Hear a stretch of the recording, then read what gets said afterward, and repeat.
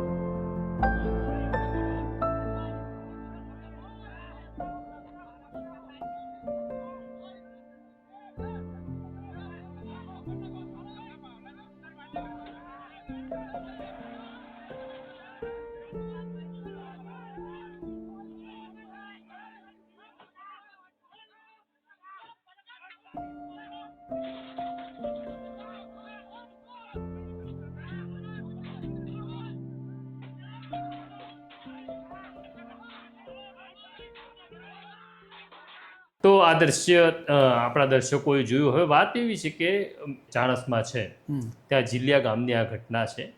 ઝઘડો બે જૂથ વચ્ચે હતો. એક જૂથ પહેલા કોઈ જૂથને મારે છે અને પછી જ્યારે ધમકી મળે છે આ ઝીલિયા ગામમાં એક જૂથને, ત્યારે એ પોતાની સલામતી માટે ફાર્મ હાઉસ ઉપર 112ને ફોન કરે છે અને ફોન કર્યા પછી બે પીસીઆર વાન ત્યાં આવે છે. હવે જેણે ફોન કર્યો હતો, હવે પ્રશ્ન કેટલાક લોકોને એવો પણ થઈ રહ્યો છે કે જેણે પોલીસને ફોન કર્યો તો એ ગુજસી ટોકનો આરોપી રહી ચૂક્યો છે, એની સામે પણ અનેક ગુના નોંધાયા છે. તો દર્શકોને એ સ્પષ્ટતા કરી દેવાની કે કોઈ માણસ આરોપી છે એટલે એના જીવને જોખમ ઊભું થતું હોય એવું એને લાગે તો એ પોલીસની મદદ ન માગી શકે એવું નથી. આરોપી છે કે ગુનેગાર છે, સજા પામેલો ગુનેગાર હોય તો પણ એનું રક્ષણ કરવાનું કામ કાયદાનું છે. એટલે એનું કોઈ આવીને મારી જાય કે મારી નાખે તો એ કાયદો એને મંજૂરી આપતો નથી. એટલે આ ફાર્મ હાઉસ ઉપર બે પીસીઆર વાન આવે છે. પછી જે સામેનું જૂથ છે એ 6 ગાડીઓમાં એ લોકો ત્યાં આવે છે. હથિયારબંધ માણસો હતા, હાથમાં પાઇપો, લાકડીઓ જેવા હથિયાર હતા. અને એ લોકો જ્યારે પોલીસની સામે થાય છે ત્યારે આ પોલીસવાળા ઉતરીને એમાંથી ગાડીમાં બેસી જાય છે અને ત્યાંથી ભાગી છૂટે છે. આ ઘટનાના ઘેરા પ્રત્યાઘાત પણ પડ્યા છે, કારણ કે જે વિઝ્યુઅલ સામે આવ્યા આને રાજ્ય સરકારે પણ બહુ ગંભીરતાથી લીધી છે, તેને એસપીએ પણ ગંભીરતાથી લીધી છે અને એક પીઆઈ પીએસઆઈ સહિત કુલ 13 લોકોને સસ્પેન્ડ કર્યા છે. હવે આ દ્રશ્યને કારણે બહુ સ્થિતિ ખરાબ એવી થઈ કે ગુજરાત પોલીસ બહુ શરમજનક સ્થિતિમાં મુકાઈ છે. પણ આ પહેલી ઘટના નથી. દર્શકોને એવું લાગતું હશે કે આવું પહેલી વખત થયું છે, તો એવું નથી. અમદાવાદના કૃષ્ણનગરની અંદર આવા જ એક દાદાએ પોલીસને દોડાવી હતી, પછી પોલીસે એનો વરઘોડો કાઢ્યો હતો. એ જુદો પ્રશ્ન છે, પણ આવી ઘટનાઓ વારંવાર બની રહી છે ગુજરાતની અંદર. તો કેમ બની રહી છે એનું હવે રાજ્ય સરકારે અને પોલીસ વડાએ આનો અભ્યાસ કરવો જોઈએ. અત્યારે તમે આ 5-10 લોકોને સસ્પેન્ડ કરી દો, એનાથી પ્રશ્ન પૂરો થતો નથી. મૂળ કારણ એવું છે કે આપણે અત્યારે જ્યારે કોઈ માણસને પહેલા પોલીસની મદદની જરૂર પડતી હતી તો આપણે 100 નંબર ડાયલ કરતા હતા. હવે એમાં ફેરફાર આવ્યો છે, અને એમાં ફેરફાર એવો આવ્યો છે કે હવે તમે 112 નંબર ડાયલ કરો છો. હવે આપણે શું કરીએ છીએ કે ઉપર છેલ્લું જ બધા સુધારા કરીએ છીએ. તમે 112 નંબરવાળી જે આખી વ્યવસ્થા ઊભી કરી, તો સૌથી પહેલાં એવું છે કે 100 નંબર હોય કે 112 હોય કે તમારી PCR વાન હોય, આનો રિસ્પોન્સ ટાઈમ બહુ નબળો છે. રિસ્પોન્સ ટાઈમ એટલે અત્યારે મેં પોલીસની મદદ માગી 100 નંબર ઉપર, તો પોલીસે હું જ્યાં છું ત્યાં મને કેટલી ઝડપથી પોલીસની મદદ મળે છે એને રિસ્પોન્સ ટાઈમ કહેવામાં આવે છે. તો સામાન્ય રીતે એનો રિસ્પોન્સ ટાઈમ 5 થી 6 મિનિટનો હોવો જોઈએ. કોઈ પણ નાગરિક ગુજરાતની અંદર પોલીસને ફોન કરે છે તો પોલીસે એના સુધી પહોંચતા 5 થી 6 મિનિટ લેવી જોઈએ. અને તમને એવો પ્રશ્ન થશે કે ભાઈ ગ્રામીણ વિસ્તારોની અંદર કેવી રીતના શક્ય બને? તો ગ્રામીણ વિસ્તારમાં તમારી PCR વાન કે તમારી 112નું પોઝિશનિંગ એને ક્યાં રોકાવું એનું એક સ્ટેન્ડ છે.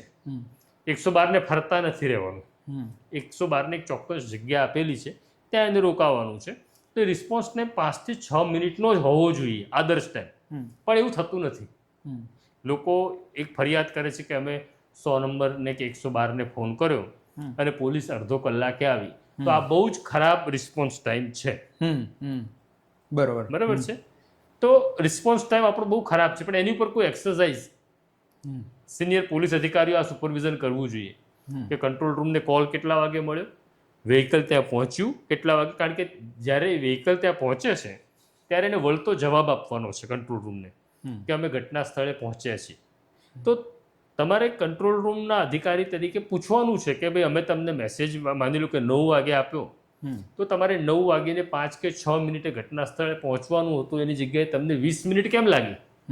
હવે 20 મિનિટ આટલો મોટો રિસ્પોન્સ ટાઈમ હોય, આમાં તો કોઈ માણસ મરી જાય, કોઈ ટોળું હુમલો કરવા આવ્યું હોય. આ લોકો આ ફાર્મ હાઉસમાં નહોતા, બરાબર, પણ થાય તો રિસ્પોન્સ ટાઈમ તમારો નબળો હોય તો કોઈ માણસ મરી જાય તો પોલીસનો અર્થ શું છે? બીજી સમસ્યા એવી છે કે આપણે આ 112ના રૂપાળા નામ આપી દીધા, નવા વાહન લાવી દીધા, બે બાજુ 112 લગાડી દીધું, ઉપર 112 લખી નાખ્યું અને બ્લિંકર લાઇટ લગાડી દીધી. પણ દર્શકોને અને બહુ સામાન્ય લોકોને નથી ખબર કે એની અંદર જે માણસ છે, ડ્રાઈવર, બેઝિક તો ડ્રાઈવર છે. હા, એમાં કોણ કોણ હોય છે? હા, બરાબર છે. તો વાહન ચલાવવા માટે તો ડ્રાઈવર જોઈએ. આપણી પાસે ડ્રાઈવરો જ નથી. પોલીસનો ડ્રાઈવર જ આપણી પાસે નથી. આ સરકાર અને ગૃહ ખાતું અને જે તે જિલ્લાના વડા કે પોલીસ કમિશનર ત્યાં બહુ મોટી બેદરકારી છે કે આ પ્રકારે ન ચાલી શકે. એ ડ્રાઈવરની જગ્યાએ ખાનગી માણસોને એ લોકોએ કોન્ટ્રાક્ટ પર રાખ્યા છે 10,000ના ફિક્સ પગારે. એટલે મને જો ડ્રાઇવિંગ આવડે છે અને મને ઓળખાણ છે કોઈ પોલીસ અધિકારી સાથે, તો મને બેસાડી દે છે કે ચાલો તમે બેસી જાઓ ડ્રાઈવર તરીકે. હવે હું તો ખાનગી માણસ છું. હવે હું ખાનગી માણસ છું, એ સામાન્ય માણસને ન ખબર પડે એટલે આ લોકો શું રમત કરે છે કે એને ખાખી પેન્ટ પહેરાવી દે છે. અચ્છા, ખાખી પેન્ટ અને સફેદ શર્ટ. એટલે સામાન્ય માણસને એવું લાગે છે કે આ પોલીસ છે, પણ એ પોલીસ નથી. 112નો ડ્રાઈવર એ પોલીસ નથી. અને કોઈ પણ ઘટના વખતે પહેલું 112નું વ્હીકલ પહોંચે છે તો એમાં પોલીસ ફોર્સ હોવો જોઈએ. તો 112માં એક ડ્રાઈવર છે ને એક પોલીસ વાળો છે.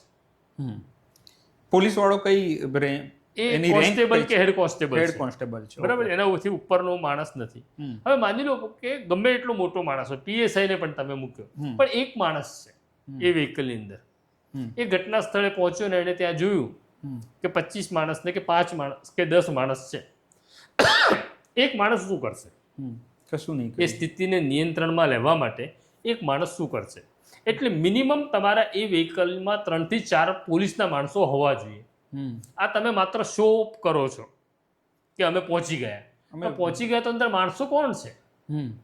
તો માણસો નથી. તો આ એક મોટો માઇનસ પોઈન્ટ છે 112નો, કે જેમાં તમે ખાનગી માણસને ડ્રાઇવિંગ સોંપો છો. હવે કાલે કોઈ અકસ્માત નડ્યો એ વ્હીકલને, તો સવાલ એવો પણ ઉઠશે કે પોલીસનું વ્હીકલ ખાનગી માણસ કેમ ચલાવતો હતો. ઓબ્વિયસલી. બરાબર છે. તો આ એક મુદ્દો છે. બીજો મુદ્દો એવો છે કે કોઈ પણ વ્હીકલ છે, આ ઇમરજન્સી રિસ્પોન્સ ટીમનું કામ કરે છે આ વ્હીકલ. તો આ વ્હીકલની અંદર એક તો પેલા માણસ વધારે હોવા જોઈએ, 2 થી 4 માણસ હોવા જોઈએ તમારી પાસે. એની સાથે આપણે આ નકલ જે કરી છે ને એક માણસ વાળી, એ વિદેશનું મોડલ લઈ આવ્યા. વિદેશની પોલીસ કારમાં જુઓ તો ડ્રાઈવર ને એક માણસ છે, પણ એ હથિયારબંધ માણસ છે, એ તાલીમ પામેલો છે. આમની પાસે હથિયાર પણ આ વ્હીકલની અંદર હથિયાર જ નથી. અચ્છા. બેઝિક તો લાઠી હોવી જોઈએ, ગેસ ગન હોવી જોઈએ, રાઇફલ હોવી જોઈએ, ટોર્ચ હોવી જોઈએ, દોરડું હોવું જોઈએ. આ બેઝિક રિક્વાયરમેન્ટ છે. આ વ્હીકલની અંદર એવી કોઈ જ વ્યવસ્થા નથી તમારી પાસે ગેસ ગન, એટલે ટીયર ગેસ છોડવા માટેની જે ગન છે ને ગેસ ગન કહેવાય છે, ગેસ ગન નથી, તમારી પાસે રાઇફલ નથી. તકલીફ ક્યાં થશે કે માની લો કે તમને કોઈ મેસેજ મળ્યો કે કોઈ જગ્યાએ ટેરર એટેક થયો, કોઈ નાગરિકે તમને ફોન કર્યો કે આ સ્કૂલની અંદર ટેરરિસ્ટ ઘૂસ્યા છે, તો સૌથી પહેલું તમે મોકલવાના છો 112ને. હવે 112માં એક ખાનગી માણસ છે, એક પોલીસ વાળો છે, જેની પાસે હથિયાર નથી, જેની પાસે હેલ્મેટ નથી, જેની પાસે બુલેટ પ્રૂફ જાકેટ નથી. એ કેવી રીતના કોઈક દિવસ કોઈ મોટી ઘટના ઘટી જશે, પણ આ લોકોને હજી ઊંઘ જાગતી નથી.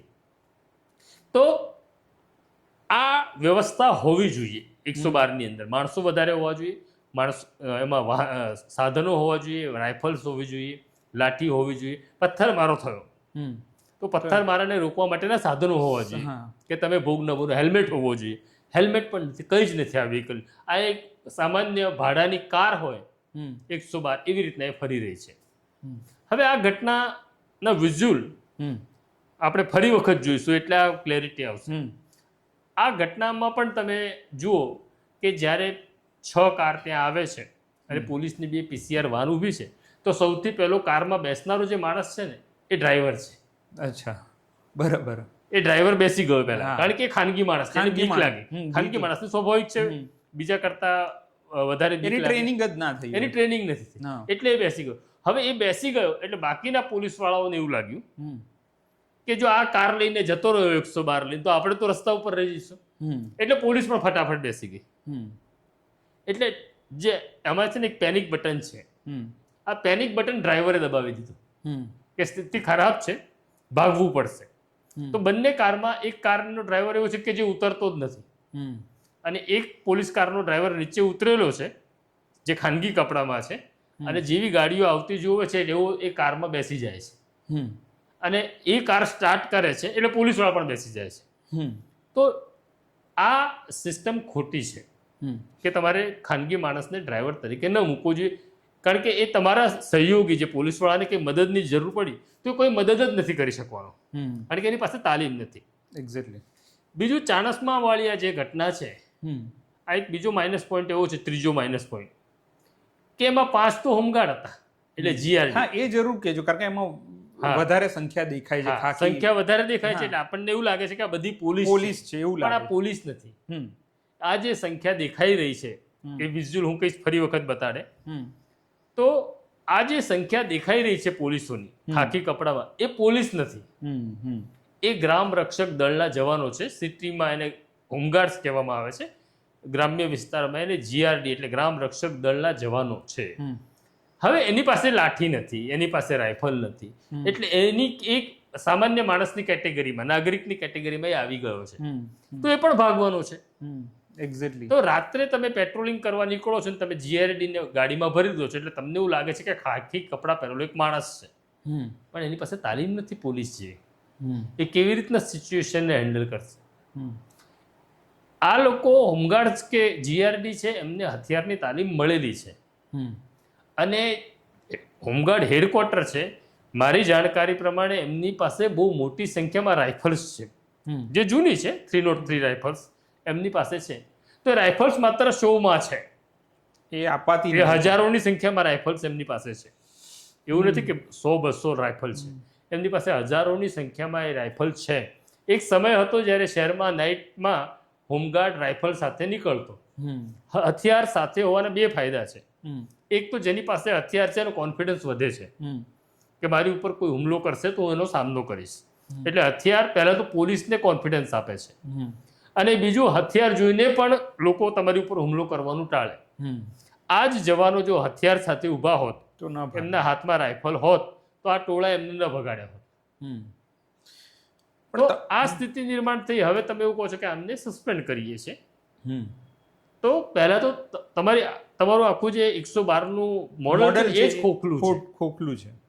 પણ તમે જે આ 112ના મોડલની આટલી બધી મર્યાદા દાખવો છો, તો આના પહેલા શું વ્યવસ્થા હતી? આના પહેલા તો વ્યવસ્થા હશે. 100 નંબર જ્યારે બોલાવીએ ત્યારે 100 નંબર તમે જ્યારે બોલાવતા હતા ત્યારે તમારી પાસે PCR વાન હતી, જેને પોલીસ કંટ્રોલ રૂમ વ્હીકલ તરીકે ઓળખવામાં આવતું હતું. તો PCR વાનની પણ એ જ મર્યાદા હતી. એમાં PCR વાનમાં એટલું હતું કે તમારો જે ડ્રાઈવર છે એ સરકારી છે, તો એ પોલીસ વાળો તો છે જ, એની સાથે એક મોબાઈલ ઇન્ચાર્જ જેને એ લોકો કહે છે, હેડ કોન્સ્ટેબલ હોય અથવા ASI હોય, અને અંદર એક સેટ છે, વાયરલેસ સેટ છે. એટલે એક વાયરલેસ ઓપરેટર હતો જે પણ પોલીસ હતો. એટલે તમારું વ્હીકલ જ્યારે ઘટના સ્થળે પહોંચે ત્યારે મિનિમમ 3 માણસો તો પોલીસના હતા જ. એટલે એ સંખ્યાબળ તો 3નું જ હતું. હવે એ સંખ્યાબળ ઘટીને 1નું થઈ ગયું. બીજો પ્રશ્ન એવો છે કે ઘણી બધી PCR વાન જે સિનિયર ઓફિસરો ચેક કરવાની હોય છે કે એની અંદર ગેસ ગન છે કે નહીં, એની અંદર રાઇફલ છે કે નહીં. આપણે એવું કહીને એ બધા સાધનો વિડ્રો કરે કે આ પોલીસવાળા નકામા છે, ચાની કિટલી ઉપર ઊભા રહી જાય છે વ્હીકલ મૂકીને, કોઈ રાઇફલ ચોરી જશે, કોઈ ગેસ ગન ચોરી જશે, કોઈ કાર્ટીજ ચોરી જશે, એટલે તમે PCR વાનને વેપન આપવાનું બંધ કરી દીધું. તો આ બહુ મોટી નેગ્લિજન્સી છે. કોઈ સિનિયર એના તાબામાં રહેલા અધિકારીઓને વ્હીકલ ચેક નથી કરતો. એક સમય હતો કે જ્યારે સબ ઇન્સ્પેક્ટર પણ માણસ બને તો એની કમરમાં વેપન લટકતું દેખાતું હતું તમને. હવે એક નવો ટ્રેન્ડ શરૂ થયો છે કે જે ઓફિસર્સ છે, હવે ASI થી ઉપરના કક્ષાને તમે સર્વિસ વેપન તમારે આપવું જોઈએ. ASI ને તો મોટે ભાગે વેપન તમે ઇસ્યુ જ નથી કરતા, એટલે ASI સુધી તમારી પાસે વેપન નથી ઇસ્યુ થયેલા. અને સબ ઇન્સ્પેક્ટરથી ઉપરના અધિકારીઓ પાસે વેપન હોવું જોઈએ. ખાસ કરી તમે જ્યારે યુનિફોર્મમાં છો, એટલે ડ્યુટી ઉપર છો, ત્યારે વેપન દેખાય એવું તમારે શો નથી કરવાનો.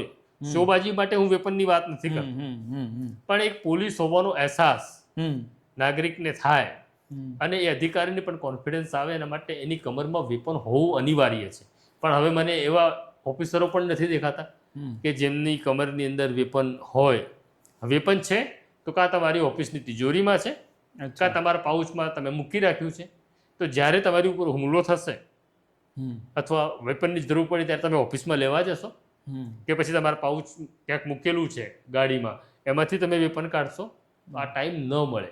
એટલે હાથ વગું વેપન હોવું જોઈએ એવી વ્યવસ્થા હતી અને થવી જોઈએ. પણ હવે PCR વાનમાં પણ પોલ હતી, પણ છતાં માની લો કે તમારી પાસે માણસોની સંખ્યા વધારે હતી. હવે 112માં તો એ પણ ન રહે.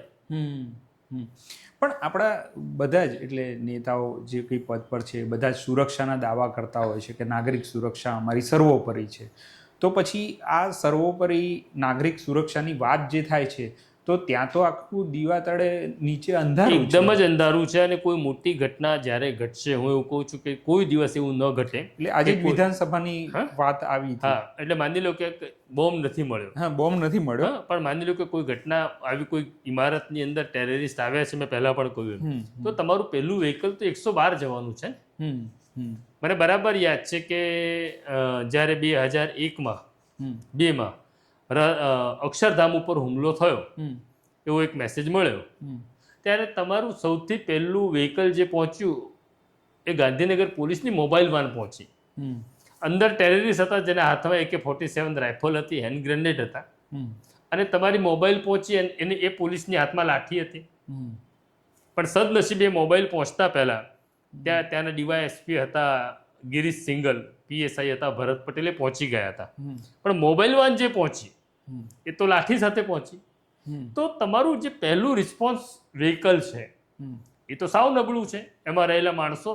હવે તમે પાછા PCR વાનમાં કે 112ની અંદર એવા માણસો મૂકો છો કે જેને નકામા છે તમારા માટે, જે કોઈ કામના નથી, એવા લોકોને ત્યાં તમે નાખો છો. તો આ તો પહેલી પોલીસની ઇમેજ બિલ્ડ કરનારા લોકો છે. પીસીઆર છે કે 112 છે, તો ત્યાં તો મજબૂત યુવાન માણસો, તાલીમબંધ માણસો, જેને કમાન્ડો ટ્રેનિંગ લીધી હોય એવા માણસોની જરૂર છે.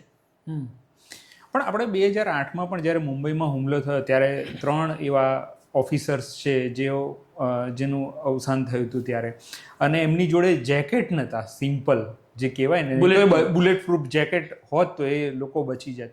તો આટલી બેઝિક વસ્તુ, આ અગાઉ સવાલમાં જ જવાબ હતો, પણ આટલી બેઝિક વસ્તુની રિક્વાયરમેન્ટ છે, એ કેમ પાસ નહીં થતી હોય, કેમ એના પર ધ્યાન નહીં?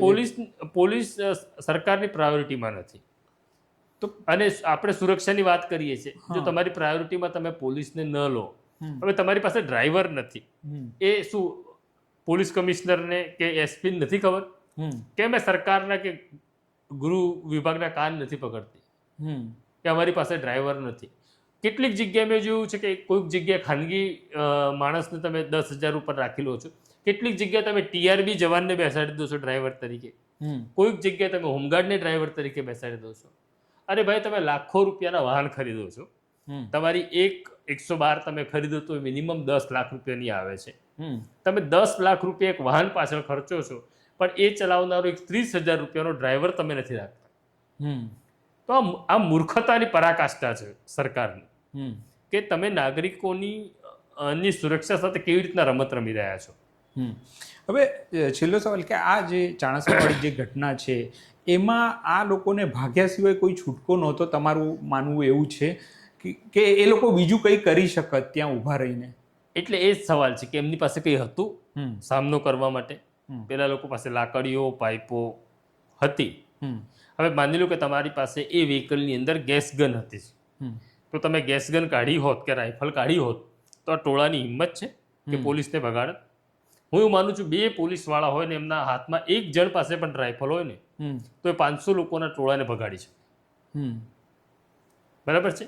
આ ભાગ્યા એનો અર્થ કે એમની પાસે કોઈ સાધન નહોતા. હવે તમે એને સસ્પેન્ડ કરી દીધો, જવાબદારી તમારી પણ છે, એ વિસ્તારના એસપીની પણ છે. પીઆઈને સસ્પેન્ડ કરી દો તો પીઆઈની ચોક્કસ જવાબદારી છે. પીઆઈએ પોતાના તાબામાં રહેલી 112 ચેક કરવાની હતી. બરાબર છે? તમે આ જીઆરડીના જવાન એમાં ઘાલી દો છો તો તમારી જવાબદારી હતી કે વ્હીકલની અંદર વધારે માણસો હોવા જોઈએ. 112 ને જ્યારે પેલા નાગરિકે ફોન કર્યો હશે કે મારી ઉપર કોઈ હુમલો કરવાનો છે, તો કંટ્રોલ રૂમને ખબર પડી હતી ને કે ભાઈ હુમલો થવાવાળી વાત કોઈ ફરિયાદ આપી રહ્યું છે, તો તમે 112 જે મોકલી એમાં ખાનગી ડ્રાઈવર છે, એક પોલીસવાળો છે અને બાકીના હોમગાર્ડ છે, તો એ મૂર્ખતા છે. તરત જ કંટ્રોલ રૂમે સિનિયર અધિકારીઓને પણ કહેવાની જરૂર હતી કે વધારાના ફોર્સ સાથે જવું પડશે, હુમલો થવાની વાત છે. હવે તમે હુમલો થવાનો છે એવી જગ્યાએ ગયા, તમારી પાસે હથિયાર જ નથી, તો આ શું મારામારી કરવા ગયા હતા? તો હાથ કુસ્તી તો કરવાની નહોતી ત્યાં.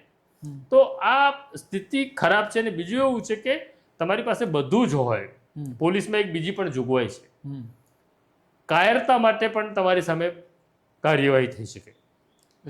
ભાગી જવું પોલીસ ફોર્સમાં એ કાયરતા માટેનું તમને એક ચાર્જ આપી શકાય છે. તમારી સામે કાયરતા માટે ખાતાકીય તપાસ થઈ શકે અને એમાં તમને સજા પણ મળી શકે. તો પોલીસને આપણે કાયર બનાવી દીધી છે સિસ્ટમ.